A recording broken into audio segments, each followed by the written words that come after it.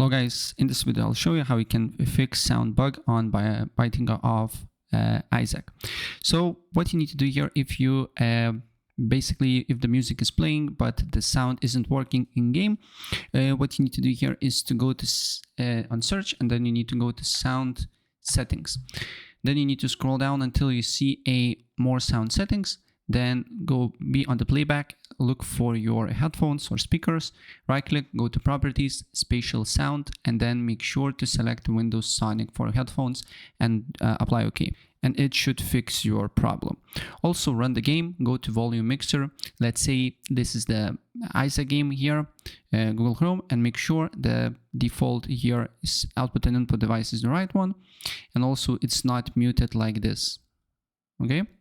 And it has also the proper sound, and it should definitely work. So that's pretty much it. And if I help you out, please press like.